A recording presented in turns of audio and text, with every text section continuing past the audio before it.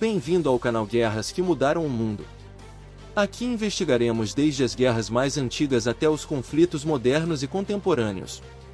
E neste vídeo falaremos sobre a história da Revolta da Armada. A Revolta da Armada foi um conflito naval ocorrido no Brasil entre 1893 e 1894, durante o início da República, envolvendo a Marinha Brasileira e o governo do presidente Floriano Peixoto. Essa revolta foi uma das várias crises que marcaram o período conhecido como Primeira República ou República Velha, quando o país ainda enfrentava dificuldades para consolidar a transição do regime monárquico para o republicano, instaurado em 1889.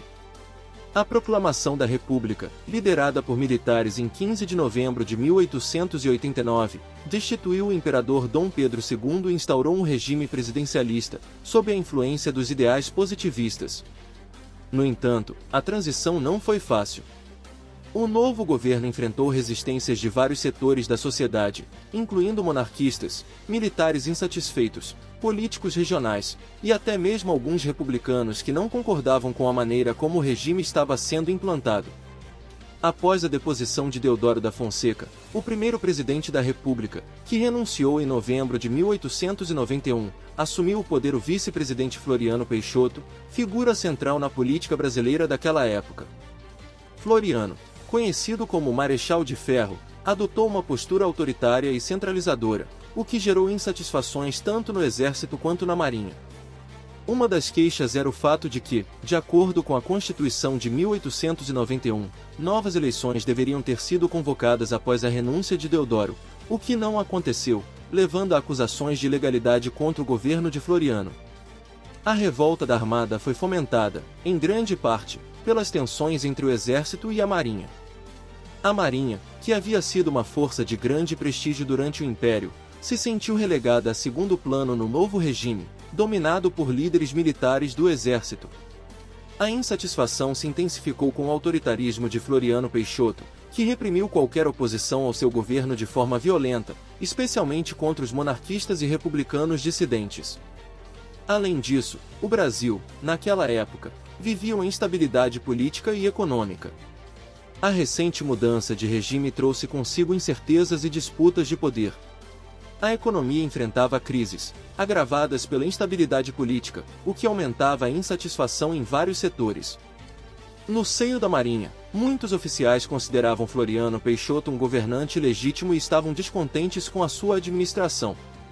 A revolta da Armada começou em setembro de 1893, quando um grupo de oficiais da Marinha, liderados pelo almirante Custódio de Melo, se rebelou contra o governo de Floriano Peixoto.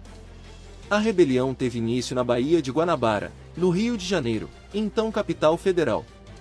Os revoltosos ocuparam navios de guerra e ameaçaram bombardear a cidade do Rio de Janeiro, caso suas exigências não fossem atendidas. Eles exigiam a convocação de novas eleições presidenciais, conforme estipulado pela Constituição. Floriano Peixoto, no entanto, não cedeu às pressões. Contando com o apoio do exército e de parte da população, o governo reprimiu a revolta com severidade. O presidente organizou a defesa da cidade, e o governo recebeu reforços militares, tanto em terra quanto no mar, conseguindo conter os ataques dos rebeldes. Floriano também usou de medidas diplomáticas para evitar o apoio internacional à causa dos revoltosos, em especial dos Estados Unidos, que na época começavam a ter maior influência na política da América Latina. Ao perceber que não conseguiriam tomar a cidade por meios diretos, os revoltosos buscaram o apoio da Revolução Federalista, que ocorria simultaneamente no sul do Brasil. O movimento federalista, liderado por Gaspar Silveira Martins, buscava a descentralização do poder no país e estava em guerra contra as forças governamentais no Rio Grande do Sul. No entanto, a aliança entre os dois movimentos não foi suficiente para garantir o sucesso da revolta. A rebelião foi reprimida definitivamente em março de 1894, após intensos combates e negociações. As forças leais ao governo de Floriano, superiores em número e em capacidade de resistência, conseguiram sufocar a revolta.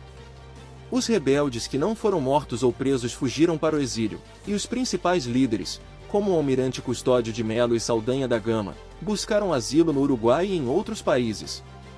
A revolta da Armada teve um impacto significativo na política brasileira da época. A vitória de Floriano Peixoto consolidou a sua imagem como um líder forte e implacável, o que lhe rendeu o título de Consolidador da República. Ele conseguiu derrotar a oposição militar e civil, fortalecendo o governo central e afastando, pelo menos temporariamente, a ameaça de novos movimentos monarquistas ou federalistas. No entanto, a repressão brutal do governo contra os revoltosos também deixou um legado de ressentimentos e divisões dentro das Forças Armadas, especialmente entre o Exército e a Marinha, que continuaram a se antagonizar nos anos seguintes. Essa divisão entre as forças militares seria um tema recorrente ao longo da história da Primeira República, culminando em outros momentos de tensão política e militar. Além disso, a Revolta da Armada foi um dos eventos que demonstraram a fragilidade da jovem República Brasileira.